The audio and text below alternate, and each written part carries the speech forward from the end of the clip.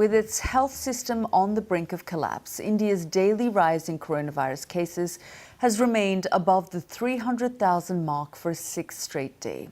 Doctors fear a further peak in infections is still to come, despite medical aid starting to arrive from across the world.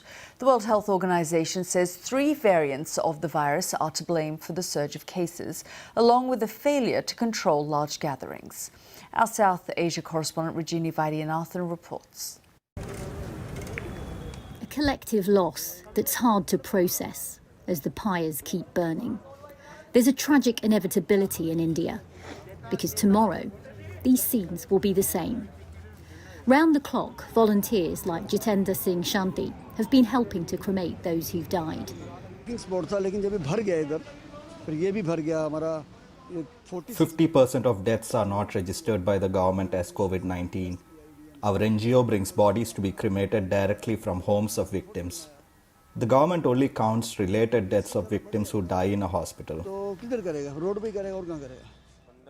He believes the actual death toll is far higher than the official numbers. And in a country dubbed the pharmacy of the world because it produces so many medicines, there isn't enough to go around.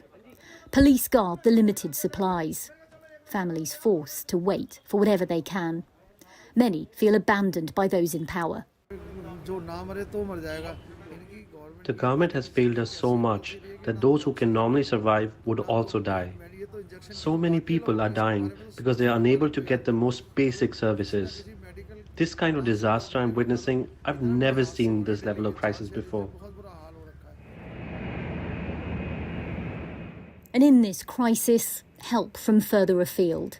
Ventilators and oxygen concentrators sent by the UK government arrived in Delhi last night.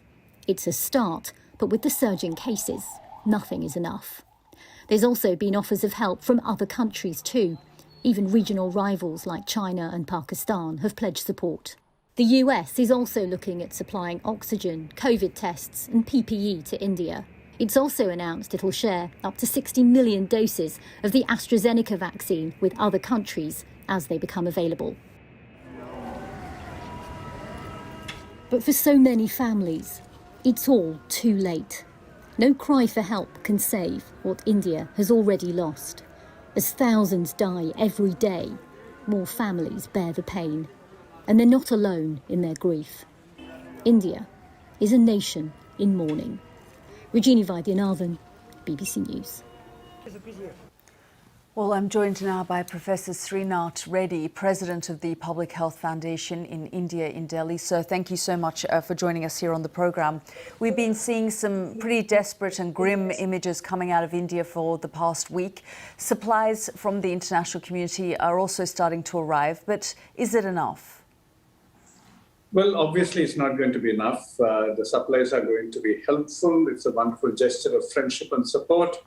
But we need to get our own act together in terms of ensuring oxygen supplies, not only to the big cities, but to the smaller towns where the situation will become problematic if the pandemic spreads there fast. But all help is welcome at this point in time. The government officials say that as far as oxygen is concerned, there is no actual shortage of production in the country. It's a question of switching over from industrial use to medical use, and also overcoming some of the transport issues between the points of production to the big cities that are some distance away. But nevertheless, for the next few days, we are going to be seeing these challenges continue, and we need to quickly overcome them with concerted action. Is that being done, in your opinion, quick enough? Because I've also been hearing that in terms of oxygen, there isn't a shortage, it's just getting it out to the people. Yes, indeed. That's the problem, because firstly, I think the production sites had moved entirely into prioritizing industrial usage. But now the transport system, even packing it into cylinders for transport, all of that has actually cost time. So we do need to speed up that process as fast as possible. And now different methods of transport are being used, including airlifting. So I think some of the areas which are particularly challenged need to be assisted faster than others. Do you also think that your vaccine program needs to be sped up as well? Well, as far as our vaccine program is concerned, it was going at a relatively slow pace because I believe that this particular surge and the second wave was not truly anticipated. It was thought that the two vaccines which were already given regulatory approval and were under production in India would suffice to meet the demands till May, June, while we were actually vaccinating people who are considered to be in the vulnerable age group or had some additional health problems or considered essential workers. And by then, other vaccines would have been in production and would have been available. But that plan actually became infructuous when the pandemic actually came back in ferocity.